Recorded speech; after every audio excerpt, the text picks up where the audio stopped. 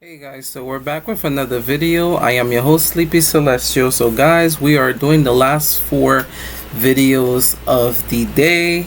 Now this will close out the track and field US championships.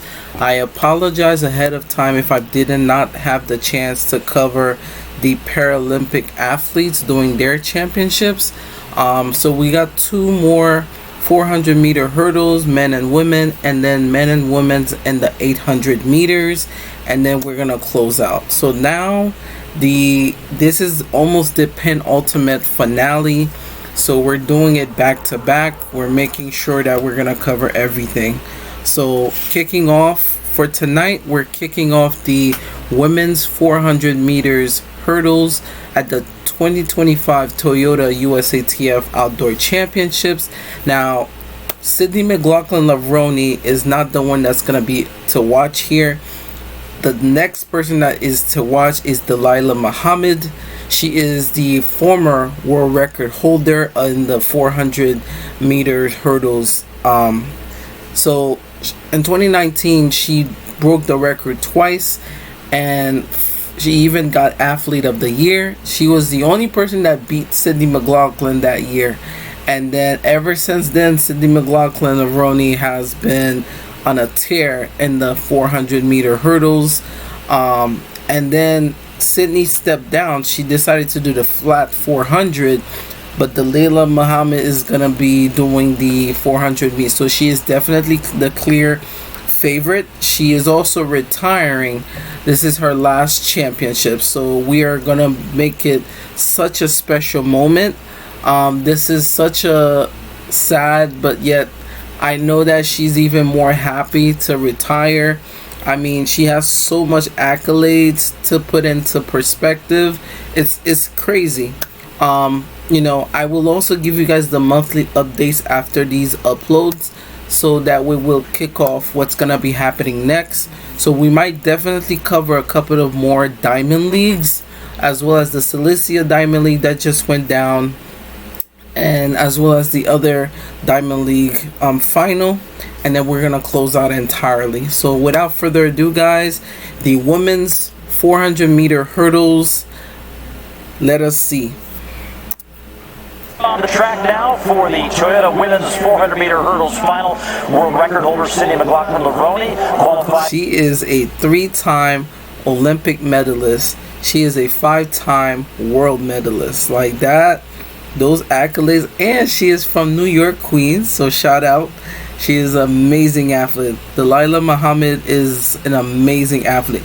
She is second to none behind Sydney McLaughlin-Levrone. They went neck to neck at a point in previous world championships. Her, Femke Bol, and Sydney are like the top big three. So she is definitely the clear favorite in this. And in the flat 400, and Dalilah Muhammad, you see her accolades and what we think is her last year of her career. She wants to make the U.S. team. Yeah, and with the withdrawal of Sydney McLaughlin-Levrone from this event, she is the fastest entrant in this field. And every world-class hurdler, everybody on the podium in Paris will tell you, Dalilah Muhammad is who they wanted to be in their early days in the sport. In fact, just look at any interview that Anna Cockrell has done after a race. I forgot all about Anna Cockrell. She is, I think, the silver medalist from the previous Paris, heading to Paris.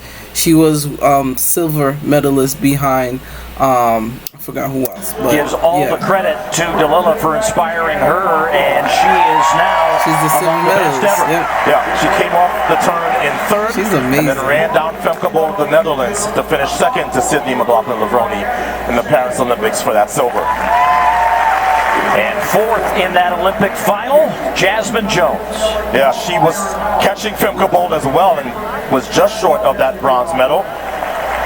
But the youngster looks like the future of this event for the United States. So all three of these women, former USC Trojans, and we might be looking at a Trojan sweep. So here's the lane assignment. So like Otto Bolton said, these are the Trojans. So we have Ariana Smith, Bianca Spudler, Glenn, Jessica White, Sania Herbron, Anna Cockrell, Dalilah Muhammad, Jasmine Jones, and Alekia Goret. For the entire team. 9 lanes on the track at Hayward Field. All right. As you see the lineup from 1 to 9. Mentioned it several times that Muhammad inspiring. I hope she's taking all of this in, because she has inspired a whole new generation. You know, by the time she was running, that's when Sydney McLaughlin started running back in 2016. You know, Sydney was the youngest person in that group. And then looking at now, you know, Dalilah Muhammad is now leaving, and then Sydney and the other ladies are replacing such phenomenal runner. All of these hurdlers throughout her career, 3-time Olympic medalist, 5-time world medalist. Did make the world team in Budapest, which was her 5th world appearance, but 6 world teams would be a spectacular stamp on her career. I would be shocked if Dalilah is outside of the top 3 here. And I think she has a really good chance to win it as well, based on the way she looked in the rounds. Nobody is more experienced. Muhammad in 7, Jones in 8, Cockrell in 6 for the women's 400-meter hurdles.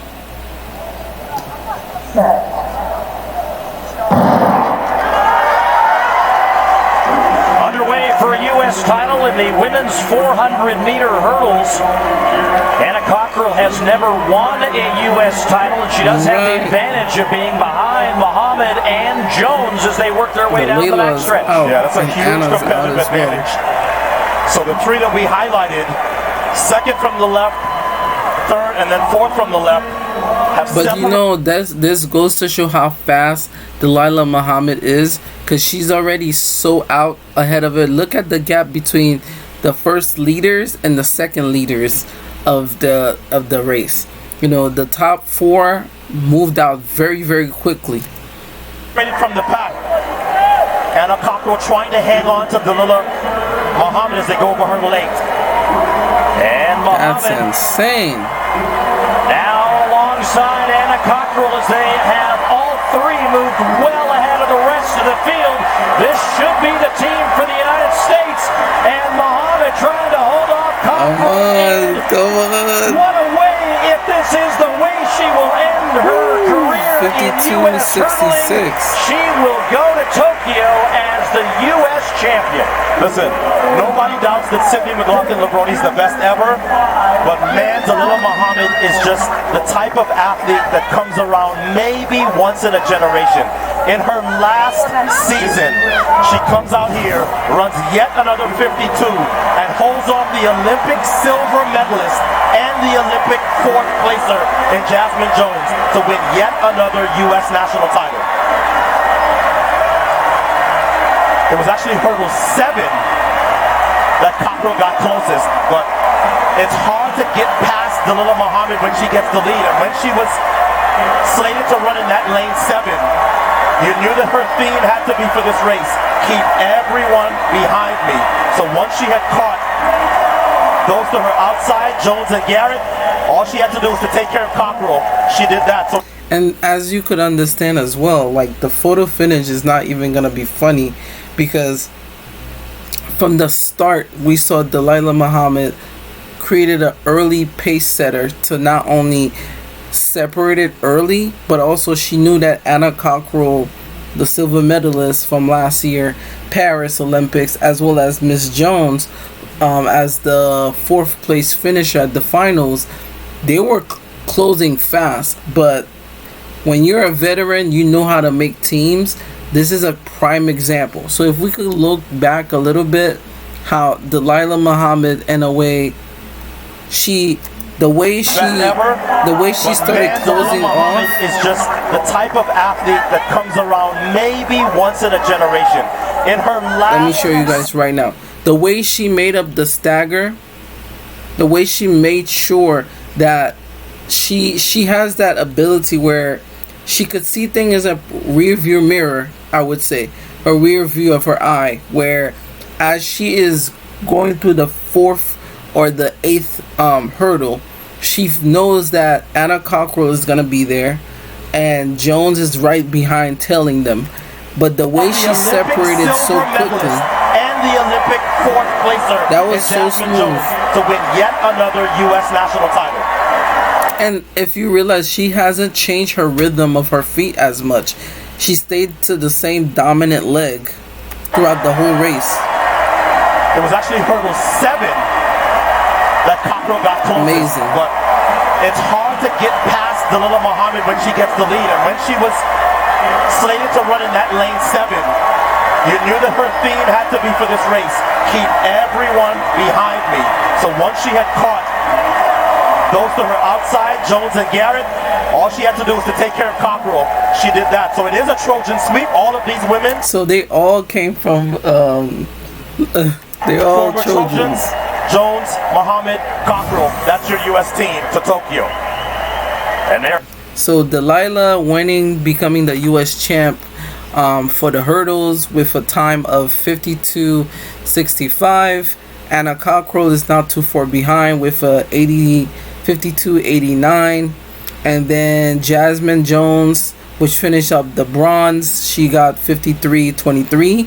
And then the rest is under, you have two under 55 and the rest under 56.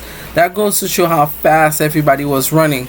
But as you can see, a veteran is there for a reason. And I think now that Anna Cockrell as well as Jones made it to the Olympics, you could consider them also as veterans now, because they have been into multiple championships, as well as now heading to their next, I think this is their 3rd, and Dalilah, this is either her 5th or her 6th championship. So congratulations to Dalilah Muhammad for winning the trial win.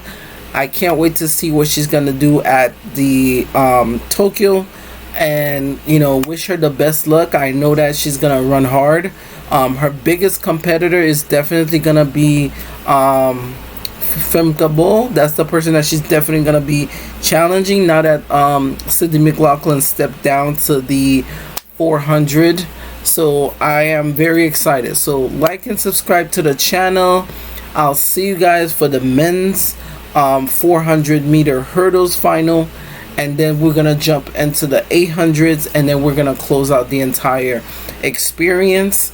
And then after that, we'll cover like some of the Diamond Leagues, and then from the Diamond Leagues, we're gonna take a short break before we kick off the next space, which is going to be the Michael Jackson era part of my channel, and then as well as the Beyonce part, which will kick in within like early September or so. So thank you guys so much. Make sure you guys like and subscribe. I'll see you guys in the next one.